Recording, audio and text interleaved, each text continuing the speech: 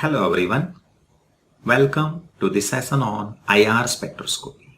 In this session, we will discuss about detectors of IR spectrophotometer.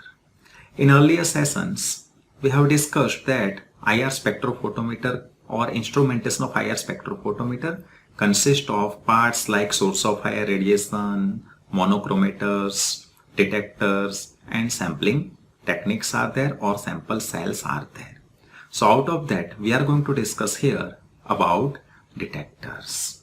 So detectors are basically of two types here, thermal detectors and photon detectors. So thermal detectors, their role is when IR radiation fall on the surface of the detectors or on this kind of detectors, then it will produce heating effect. It will produce heating effect and then it will alter some physical properties of the detector. While photon detectors, what they will do?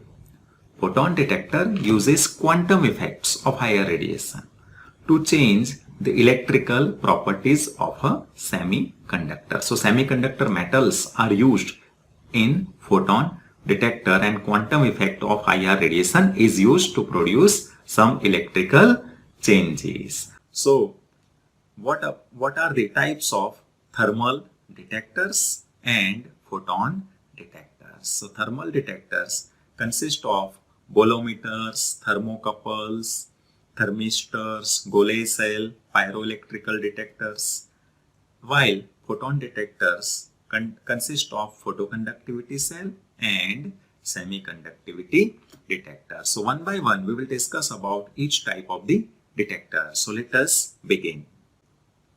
Bolometers. So what happens in case of all detectors, not only with bolometers, in all the detectors, what happens? IR radiation will fall on the surface of the detector, then some property of the detector will get changed. Say for example, it can change the temperature, electric resistance, etc.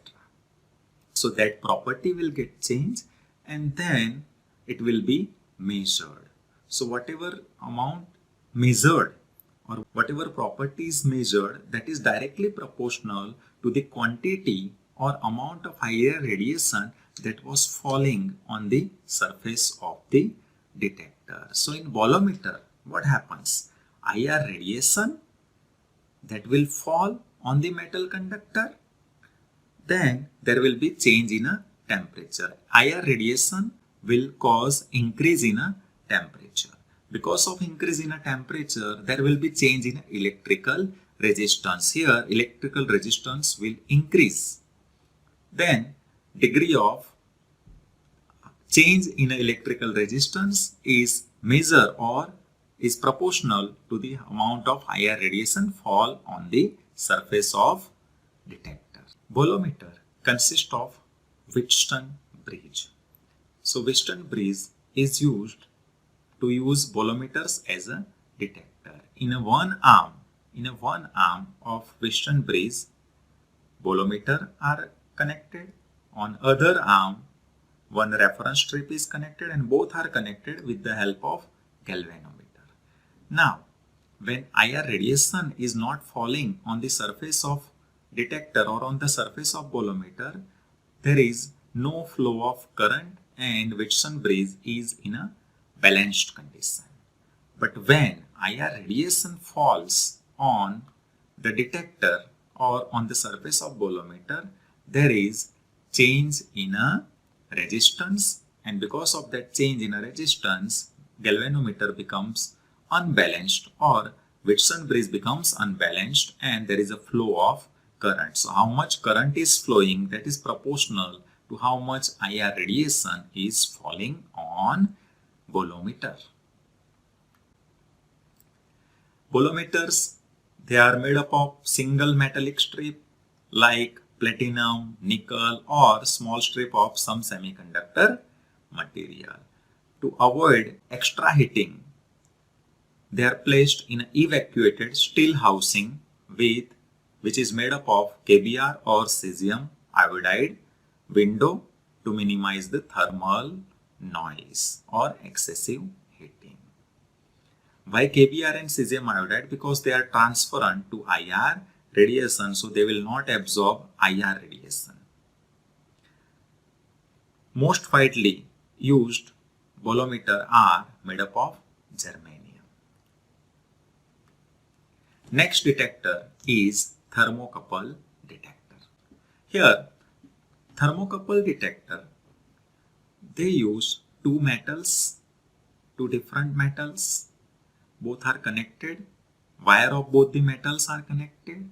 Then two different ends are there and they are kept at a different temperature. One is as a higher temperature and another one is at lower temperature. Okay, so they are made up by welding of two different semiconductor metals like bismuth and antimony. The high temperature end is known as hot junction, low temperature end is known as cold junction. Then when both are connected, there will be a temperature difference. And because of this temperature difference, there is a potential difference. Now, when hot junction is exposed to IR radiation, temperature differential increases because IR will cause heating. So temperature differential will increase, so potential difference will also increase. And so potential increase in potential difference is depends on amount of radiation falling on the hot junction. Thermocouple are also placed in evacuated housing made up of KBr and cesium iodide window to avoid thermal noise. So here is the hot junction and this one is the cold junction. So IR radiation will fall on the hot junction, and because of that there is temperature differential. T1 is different, T2 is different, T1 is high, T2 is low. Then that differential, because of this temperature differential, there is a difference in a potential.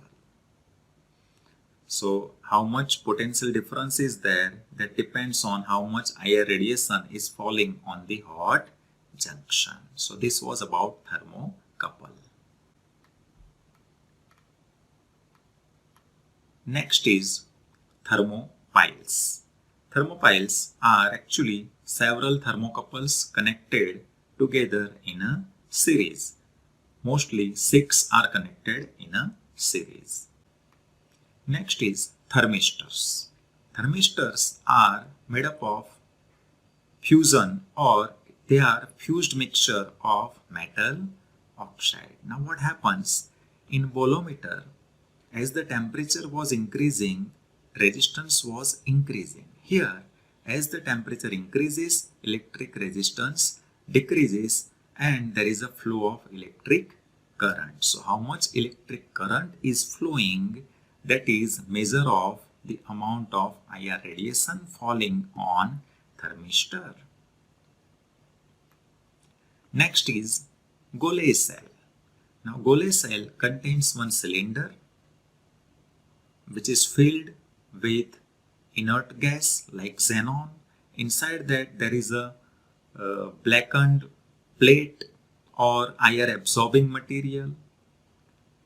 Then on another end there is a diaphragm containing a membrane, and there is a IR transmitting window here. So it consists of metallic cylinder, inert gas is filled, and on one side it contains black metallic plate, on another side flexible metallic diaphragm is there. So when IR is absorbed, it heats the gas and it causes expansion of gas. We know that heating, because of heating, volume of gas increases, so that causes expansion of gas. So because of the expansion, pressure, there is increase in a pressure which deforms the membrane, and light reflected off the membrane is detected by photodiode, and motion of the membrane produces a change in a signal on the photodiode. So let us again look at the diagram. See IR radiation from here that will fall, that will pass through the IR transmitting window, and that will fall on IR absorber.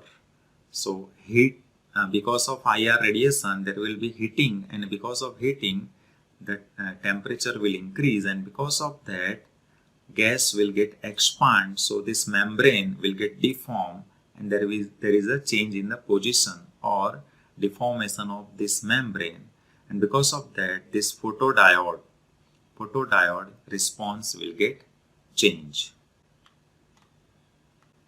and response time is modest in order to 10 millisecond. Next is pyroelectric detectors. Now, what are the pyroelectric detectors? They are constructed from pyroelectric material. Generally, they are dielectric materials. They have capacity to cause polarization or polarizes. They are polarized. Polarization means there will be a charge separation. So polarized material is used. Crystal of this dielectric material is used, and its polarization depends on temperature. So it occurs in the presence of electrical field. But even if once the polarization is there, even if after removal of the electric field, it continues. So here in a diagram you can see that two electrodes are there. That black colored is the two electrode, and between them there is a pyroelectric material. So on the surface of this detector IR radiation falls, and because of that there is a charge. So two electrodes are used. In between them there is a plate of pyroelectric material. So when IR fall, the charge will get changed, and which is registered as an electric current. So whatever amount of current is there, that is directly proportional to the IR radiation falling on the detector. Which type of materials are used as a pyroelectric material? Triglycine sulfate, barium titanate, lithium niobate, lithium tantalate, and deuterated triglycine sulfate. These are the commonly used pyroelectric materials in detectors. They have thermal as well as electrical property. Here one care should be taken that heating should not be above the temperature which is known as Curie point. Now what happens at this temperature? Above the Curie point, polarization capacity is lost. So that means detector cannot be used, and the current, how much current is produced, that depends on the surface area of the crystal. If surface area is more current is produced. Response time here is 1 millisecond. So this is about pyroelectric detectors. Next detectors are photon detectors. From that is the photoconductivity cell. So here thin layer of lead sulfide or lead telluride are supported on a glass. So on a glass there is a layer of lead sulfide or lead telluride. They are enclosed in evacuated envelope. So when IR radiation will fall on this layer, there is increase in a conductance, and because of increase in a conductance there is a more current flow. So amount of current is proportional to IR radiation. Semiconductor detector. Now what are the semiconductor materials? Semiconductors are actually insulators when no radiation is falling on them. But when radiation is falling on them, they becomes conductor. So conduction occurs. So when they are exposed to IR radiation, there is change in their electrical resistance, and they are very responsive to IR radiation. How they works? IR photon, when the IR photon falls on or strikes on the surface of detector, that dislodges or displaces electron from that metal. So there is a space, vacant space, or we can also call it as a holes holes are there and electrons are separated. So that is a hole ion pairs. That is known as hole ion pairs are generated, and then conductivity changes. Which kind of material are used as semiconductor? Lead sulfide, lead telluride, indium antimonide. Most widely used one is the germanium doped with copper or mercury. Response time is less than 1 microsecond. This kind of detectors are widely used and they are sensitive, very rapid, and wide acceptance, or they are popular. So this was about IR detectors which are commonly used. In a coming session, we'll discuss one more interesting topic related to IR spectroscopy. If you have any doubts, you can contact me. Thank you.